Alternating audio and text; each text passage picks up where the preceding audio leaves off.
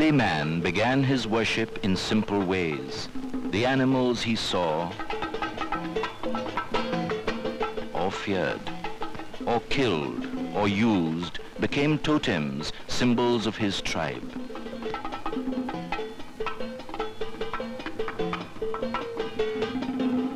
Nature was fearful, unpredictable, unknown, bigger than himself.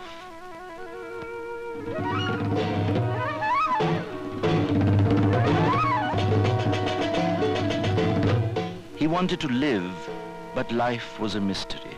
He pleaded for it. The mother who gave birth to that life was venerated into little figurines.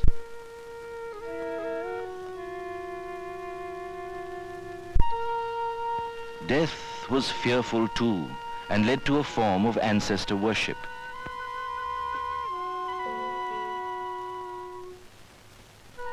The remains were buried in earthenware pots, which in turn were covered over by a mound of earth and stones.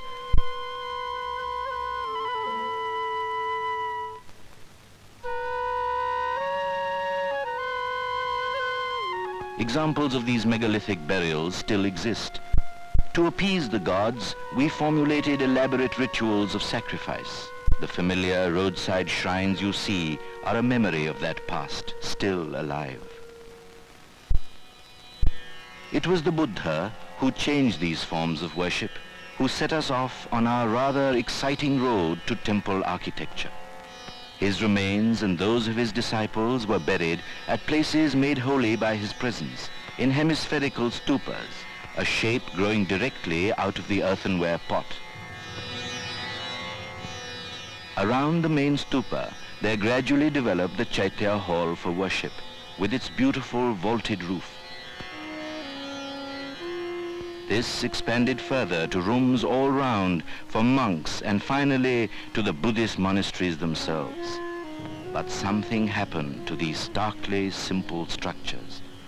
They began to flower in periods of prosperity, encrusting the walls and pillars, roofs and ceilings with a people's expression.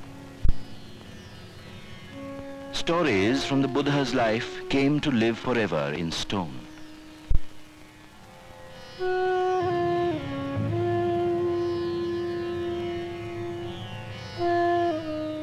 The earlier sculptures avoided his image. He was shown by his feet.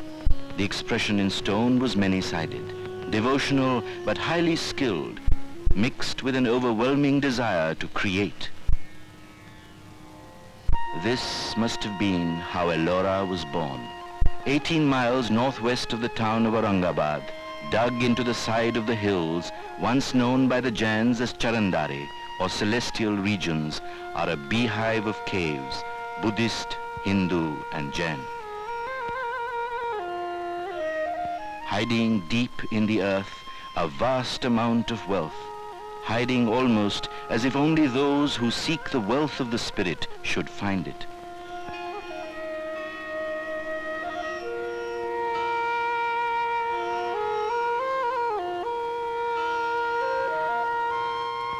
There is just one exception, one monument open to the sky. Kailash, also known as Rang Mahal. This moment of glory came to us more than 1,000 years ago in the reign of Krishna I of the Rashtrakutas. Some remains have been found which give evidence of a city in the hills near Kailash, although nothing tangible is visible today. Our meager knowledge tells us that the early Buddhist caves, monasteries and stupas were built along the main trade routes. This was the experience of Sanchi, of Karli, and this makes sense because wealth was spent near to where it was made in abundance. There must have been other minor considerations of site. Water was vital. The villages around must be fertile, must sustain the monasteries. But most important of all would be the nature of the rock itself. You cannot chisel away at any type of rock without accepting defeat. The basalt rock at Ellora is a perpendicular outcrop, which means it runs at right angles to the ground. This makes the vertical cutting comparatively easy. The rock lies in horizontal layers. A whole layer can be removed. This is not to minimize the effort involved in Kailash. The conception is unique, the skill and execution beyond compare.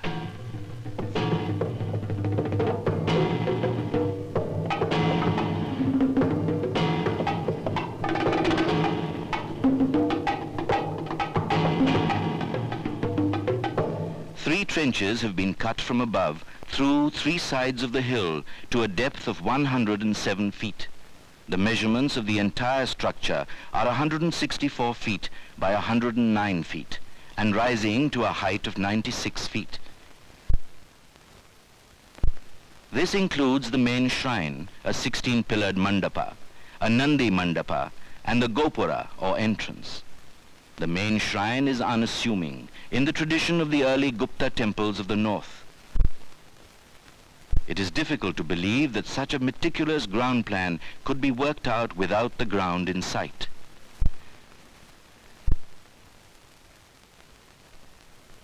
The first floor plan, every inch of detail in it had to be fixed firmly in the mind before the cutting could begin. A hill had to be carved, nature to be transformed in accordance with the architect's vision. Scooping out too much would be an error impossible to correct.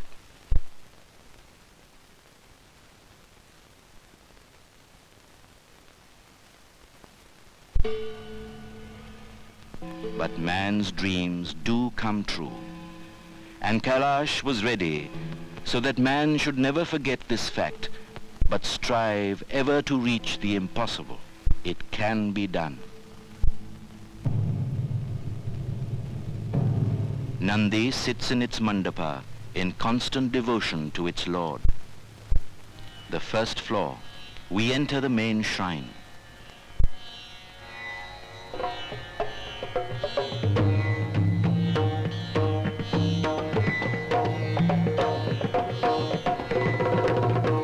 The mind is still unprepared. It wanders, searching to the ultimate.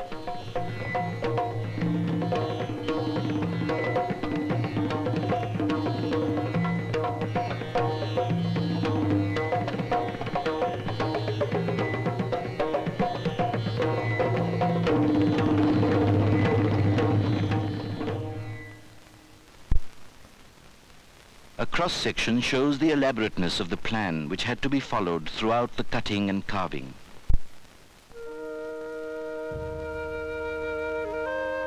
It was in about the 6th century that experimentation in Hindu temple architecture began, first imitating the Buddhist models, then developing a distinctive style. Kailash is a culmination of this trend, and a beginning of another, because here, almost for the first time, the northern and southern schools meet.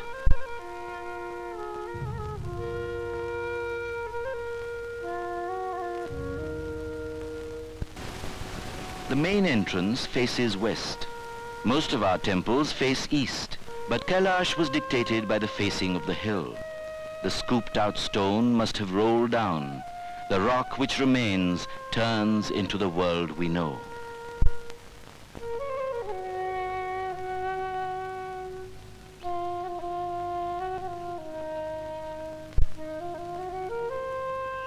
It is a world where men and gods mingle without fear.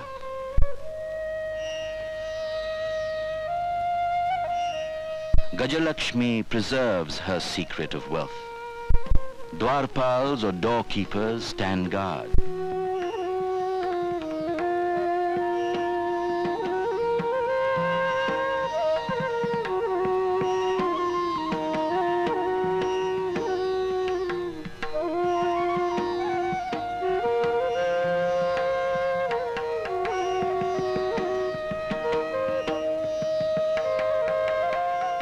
In the courtyard to the left of the temple stand the three river goddesses, the supreme Ganga with the Yamuna and the Saraswati by her side.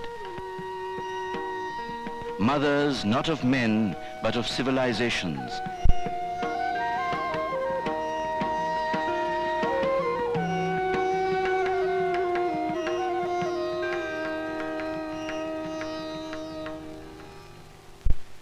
deeper and deeper into the caves to the left, which, judging from changes in architectural style, were cut later than the main temple, coming up to the hall on the first floor, known as Lankeshwara. Again, it is a question of conjecture.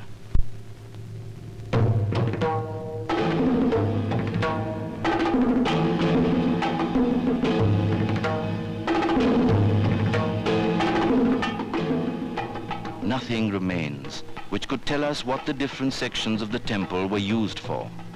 Perhaps this was a hall for dancers to perfect their art in, to shed their earthbound illusions and draw their inspiration from the Lord of all dance, the great Shiva.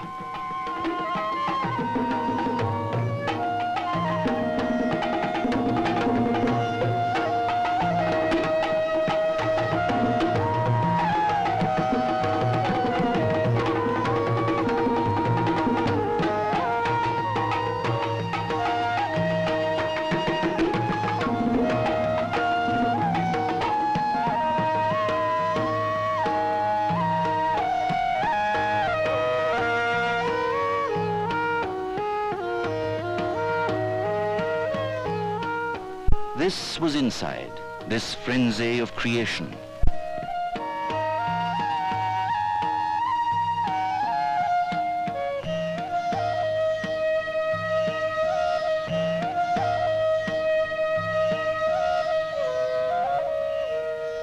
We are now in the northern part of the cloistered corridor, which has been cut along the three sides of the courtyard. Ravana and Shiva and Parvati, Kuber and Markanda. These are not just endless names and endless statues, but a part of that tradition which is the soul of India.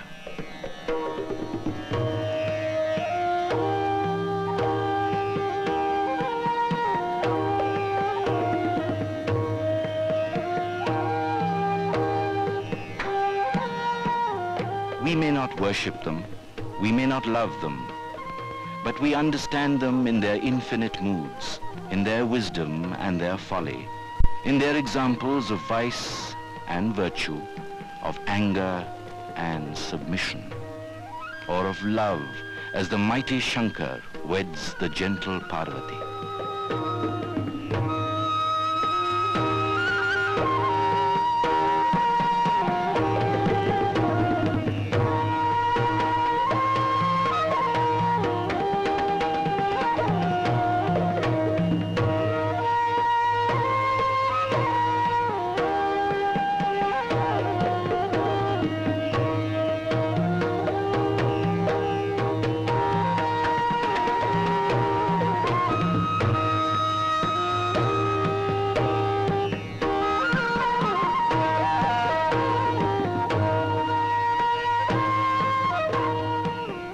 In the southern courtyard, two more caves, one going up to a height of 3 stories.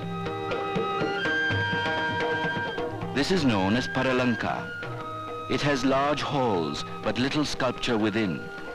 Perhaps this was with some purpose, to escape for a while from the throbbing world of stone.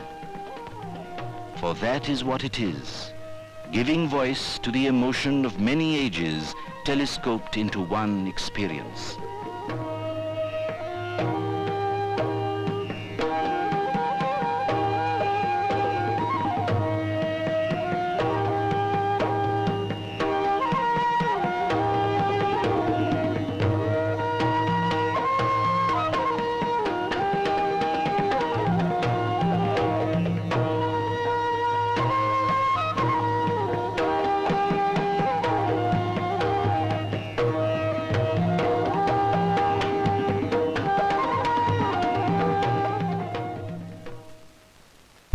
This last of the caves has the delicacy of a miniature, so much smaller in size.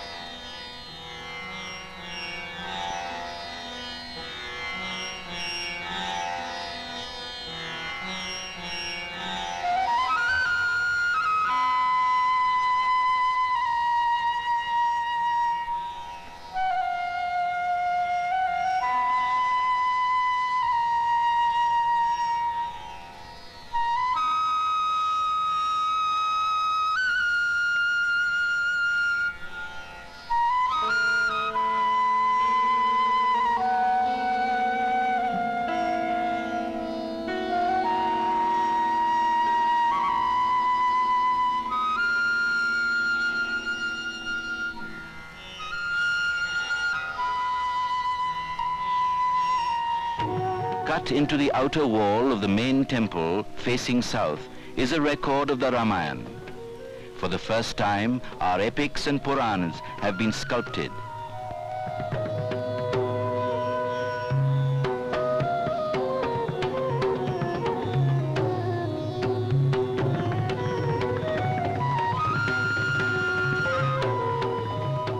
Although by the time of the Guptas, the secular character of the Ramayana, the Mahabharata, had disappeared, this is the first concrete representation of this change in their status. They join the world of gods and goddesses.